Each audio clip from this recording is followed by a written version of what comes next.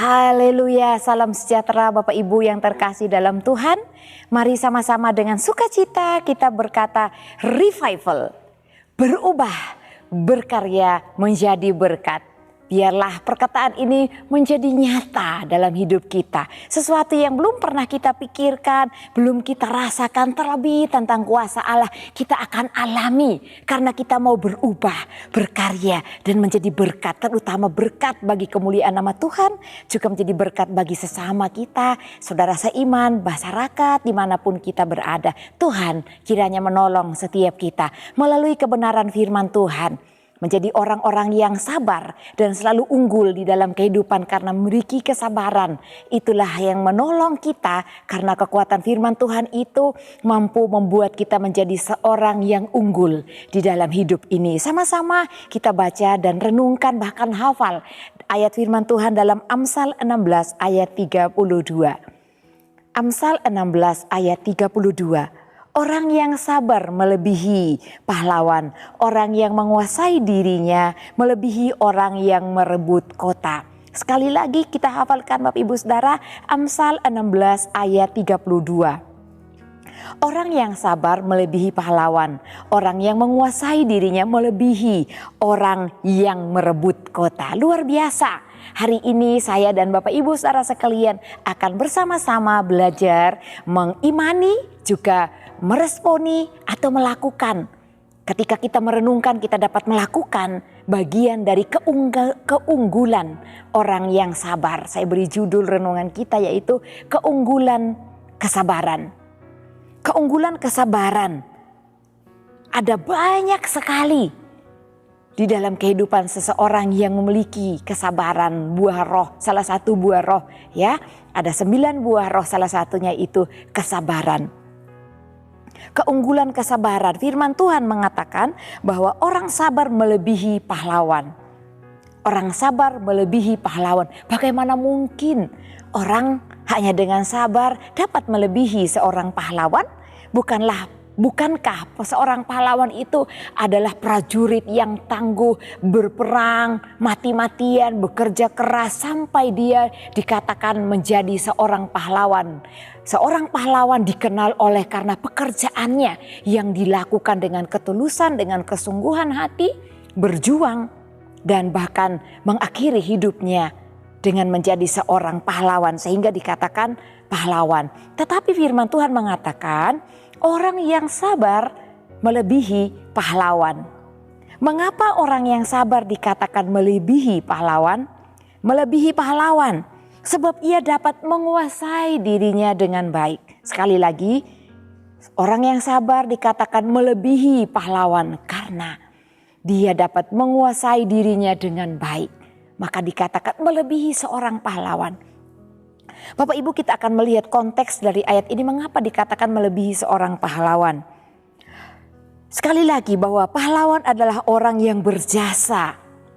Salah satunya berjasa membela bangsanya atau membela negaranya sehingga jasa mereka selalu dikenang, selalu diingat, bahkan jasa mereka dihargai.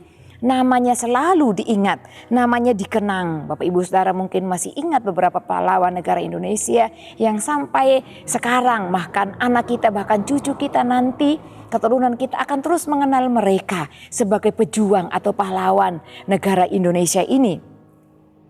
Nah, pahlawan adalah orang yang berjasa. Apakah hidup kita sudah pernah berjasa? Ya mungkin berjasa kepada keluarga. Tapi apakah pernah berjasa kepada orang lain? Kalau belum, mari kita belajar untuk menjadi orang yang berjasa kepada orang lain. Bagaimana caranya supaya kita berjasa kepada orang lain? Tentunya dengan saling menolong, saling membantu, memperhatikan orang lain.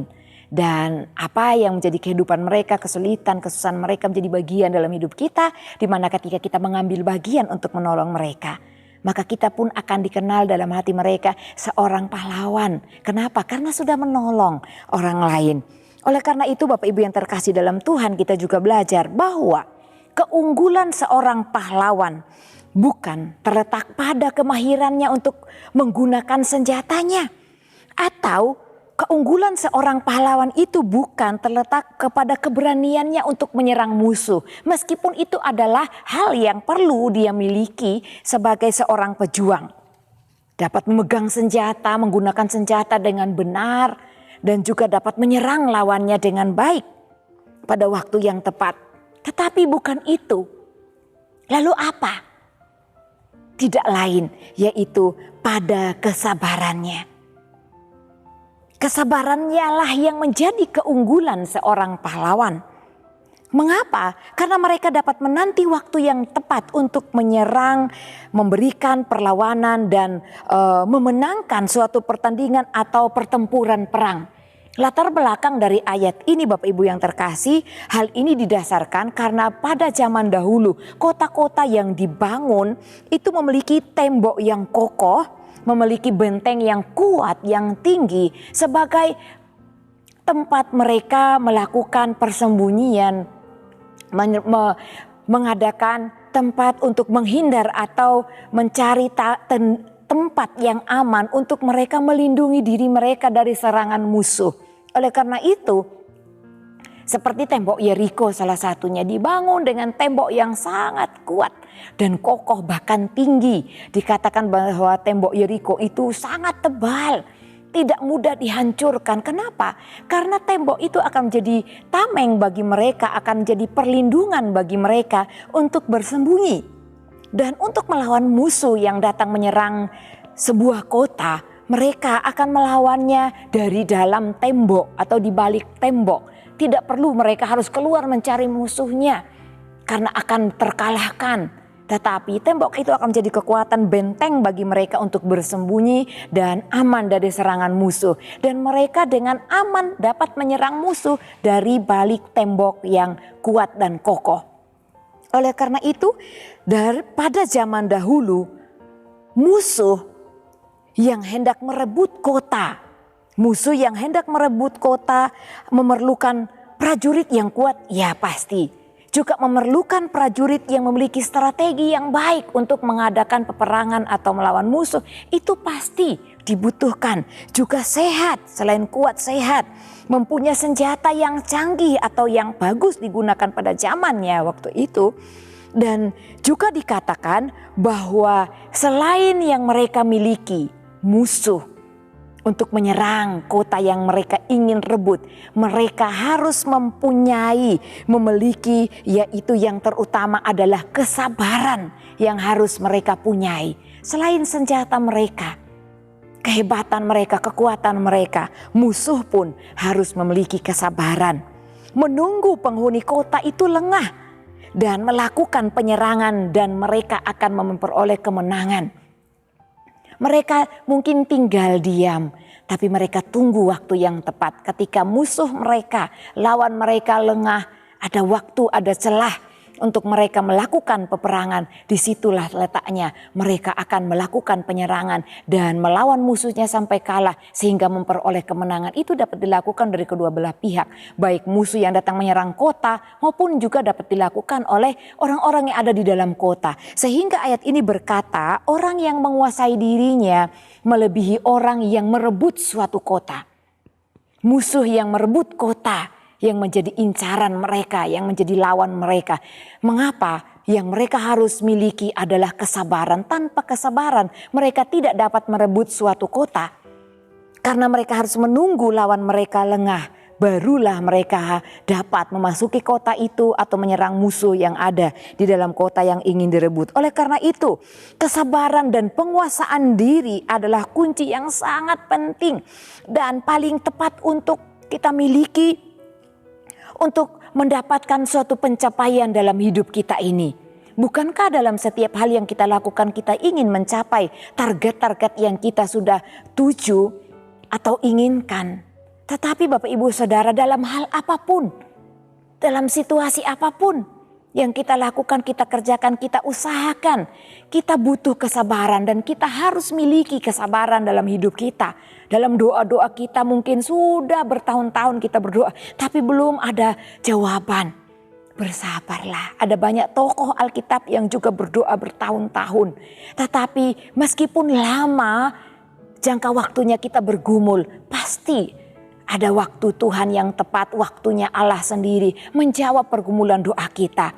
Dan saya pernah membagikan renungan 79, ketika kita menanti, dalam penantian itu rasakanlah kebaikan-kebaikan Tuhan selain dari jawaban doa kita. Karena sebenarnya selama perjalanan waktu kita menanti doa kita dijawab oleh Tuhan, ada banyak hal yang Tuhan lakukan. Kebaikan-kebaikan yang kita terima asalkan kita menjadi salah satu orang yang sabar. Sabar dalam menanti apapun pencapaian di dalam kehidupan kita. Bapak Ibu Saudara yang terkasih dalam Tuhan, keunggulan orang yang sabar itu banyak sekali. Karena keunggulan itu juga datangnya dari Tuhan, pemberian Tuhan, Tuhan yang anugerahkan. Kalau kita menjadi orang-orang yang sabar, sebab sabar itu adalah buah roh dalam hidup kita. Orang yang sabar adalah orang yang memiliki fokus yang baik. Sehingga apapun yang dia lakukan, seperti seorang pahlawan, seorang prajurit dalam berperang, dia punya fokus yang baik. Ketika mereka memanah musuhnya, harus dengan ketenangan, tidak bisa dengan gerusuh atau dengan tergesa-gesa, maka akan meleset panah tersebut. Tetapi dengan kesabaran mereka akan berhasil memanah musuhnya. Demikian juga dalam kehidupan kita, keunggulan orang yang sabar, mereka akan selalu berhasil dalam situasi apapun. Keunggulan orang yang sabar, mereka akan selalu memperoleh kemenangan. Dan keunggulan orang yang sabar, mereka akan selalu terhindar dari dosa, dari kesalahan. Kenapa? Karena mereka tidak gampang marah, tidak gampang berbuat dosa, tidak gampang ingin segera menyerang lawan mereka. Mereka sabar. Oleh karena itu mereka akan selalu menjadi pemenang dalam segala sesuatu dan mereka akan menjadi orang-orang yang berhasil. Oleh karena itu Bapak Ibu Saudara, keluarga besar GPI El-Shaddai Magelang, mari kita belajar menjadi orang-orang yang sabar. Kalau saya, Bapak Ibu Saudara sekalian mungkin kesabaran kita masih kurang, mari kita belajar dan minta kepada Tuhan, Tuhan, saya mau menjadi pribadi yang sabar. Sabar dalam segala hal, dalam segala kondisi apapun. Karena Tuhan itu baik dan pasti kebaikannya akan dinyatakan dalam hidup kita. Karena kita mengasihi Dia dan hidup kita dikasihi oleh Tuhan. Ketika kita belajar menghargai, menghormati, melakukan kebenaran firman Tuhan. Tuhan Yesus memberkati. Sama-sama kembali kita hafal ayat firman Tuhan pada hari ini. Dalam Amsal 16 ayat 32. Orang yang sabar melebihi pahlawan. Orang yang menguasai diri melebihi orang yang merebut kota. Puji Tuhan. Haleluya. Mari kita bersama-sama berdoa Bapak Ibu yang terkasih. Sebelum berdoa, saya mengucapkan terima kasih kepada Bapak Ibu Saudara yang setia mengikuti Renungan 79. Kiranya dapat menjadi berkat kita bersama. Bagi Bapak Ibu Saudara yang ingin didoakan atau mungkin menceritakan kesaksian, baik kesaksian pribadi, mujizat Tuhan dalam keluarga, dan lain sebagainya dapat disalurkan melalui chat WhatsApp di nomor 081 327 420 088. Haleluya, mari kita berdoa. Bapa yang baik, Allah yang memiliki kesabaran yang luar biasa. Bapa ya Allah kami mau menjadi anak-anak Tuhan, jemaat Tuhan yang hidup penuh kesabaran. Karena orang yang sabar memiliki banyak keunggulan Tuhan. Dan kami mau menjadi orang-orang yang berhasil oleh karena kesabaran yang Kau berikan dalam hidup kami. Ya Allah Roh Kudus, pimpin hidup kami untuk kami melakukan bagian firman-Mu menjadi orang yang memiliki kesabaran. Dan kami akan memperoleh setiap keunggulan-keunggulan hidup sebagai orang yang taat kepada firman-Mu Tuhan. Sebab Allah memberikan kepada keluarga GPI El-Shaddai Magelang bukan roh ketakutan, melainkan roh yang membangkitkan kekuatan, kasih, dan ketertiban. Terpujilah Engkau kekalah kuasa-Mu mulai sekarang sampai selama-lamanya dalam hidup kami. Dalam nama Tuhan Yesus kami berdoa. Haleluya. Amin.